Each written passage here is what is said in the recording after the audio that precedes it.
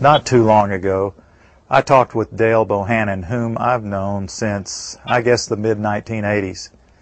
And he told me something very interesting that he found back in the fall of 2000 while he was on a business trip. Listen to this, folks.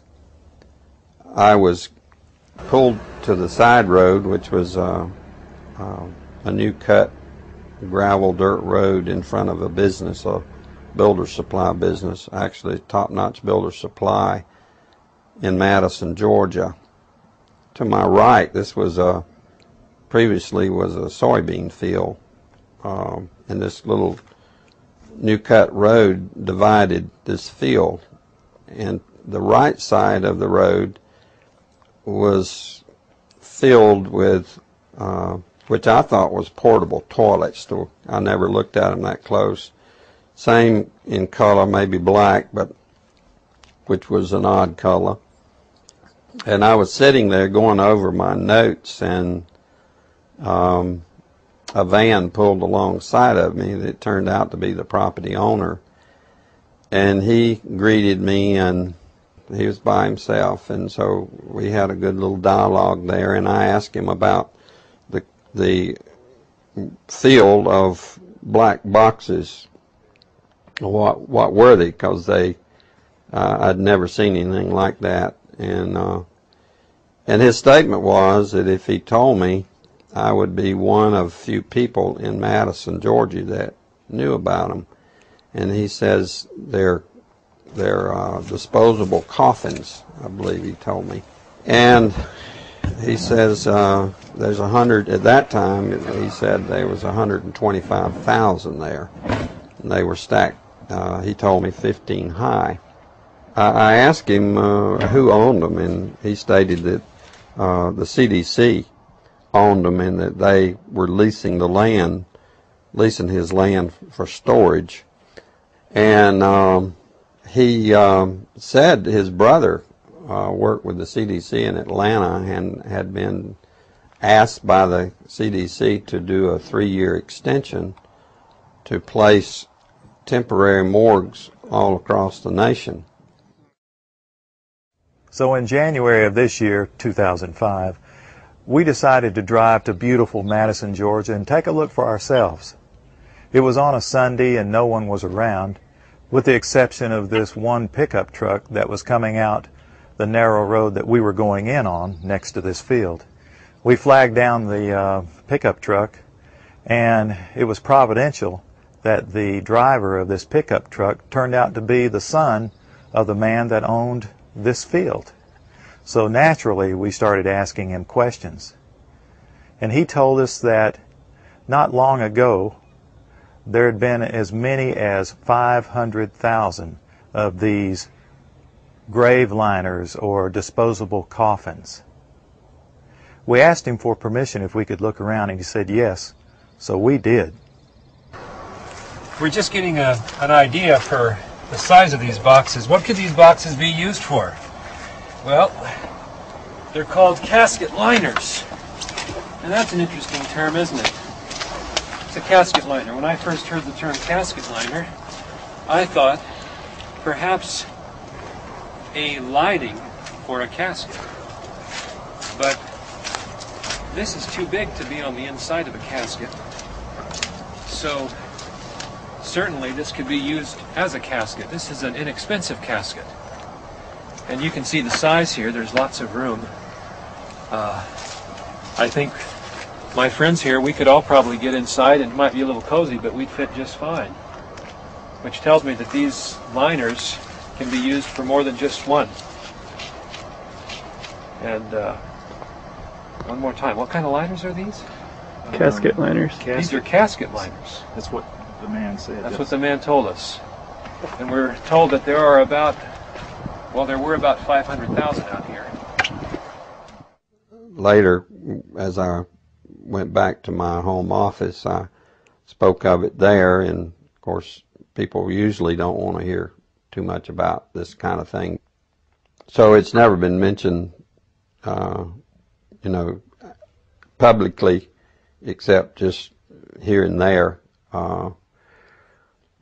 because most, like I said, the reaction I got, people didn't want to know about it, the few people that I spoke to, and so I just dropped it. And till I went to a luncheon, a fundraiser for Representative Saxby Chambliss. He was running for his second term for the U.S. House of Representatives. And it was a crowd, probably 100, maybe 150. It was congressmen, senators, state senators, and mayors. There was one table we probably had 2 3-star generals and a couple of 1-star with their spouses. So it was a real high-powered meeting. But the keynote speaker was a congressman, and I don't remember his name. He'd just been in the House for a long time, and he was the chairman of the Armed Services Committee.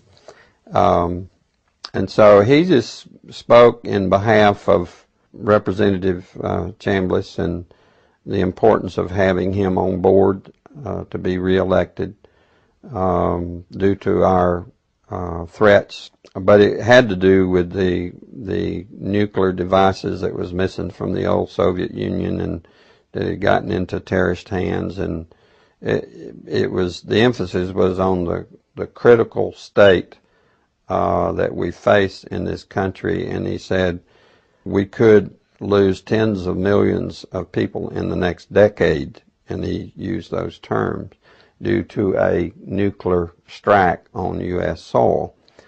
And I was sitting there, and it became very clear to me that that could very well explain why just weeks, I mean, could be 2 to 3 weeks prior to that meeting, that I had stumbled upon these, at that time, 125,000 disposable liners or caskets or coffins or whatever they could be termed as in that soybean field in Madison, Georgia. Did you catch what he said, friends? At this high-powered meeting, it was in Perry, Georgia, near Robins Air Force Base, the largest employer in the state of Georgia, Robins Air Force Base. The chairman of the Armed Services Committee was the keynote speaker. The chairman of the Armed Services Committee, whoever that may be, used to be Sam Nunn of Georgia, from the district I was born and raised in.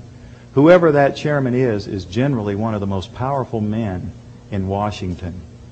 And I can't remember the chairman's name at that time myself, but he said, this was in the year 2000, I believe, that in the next 10 years, possibly due to nuclear strikes, tens of millions of people could lose their lives. And we've just read what our prophet said. Now, what we've just seen is one United States city outside, this is Atlanta, it has a metropolitan population area of roughly 4 million people. So this is one field outside of one U.S. city, and the brother of the man that owns this field, that the government is leasing this field from to store these disposable coffins, this brother was given 3 years to set up temporary morgues around the country. Now, we found the website that we think these disposable coffins were made at, and we noticed that the lids that they're advertising on the website were rounded. But the lids, hundreds of thousands of lids there, the lids we found, folks, were flat, and they were reinforced. You know what that could mean? You can stack them on top of each other. That's a lot neater to stack them in disposable coffins than what we saw after the tsunami, when we would see bulldozers digging holes and taking bodies and pushing bodies into holes. America can stomach this much better.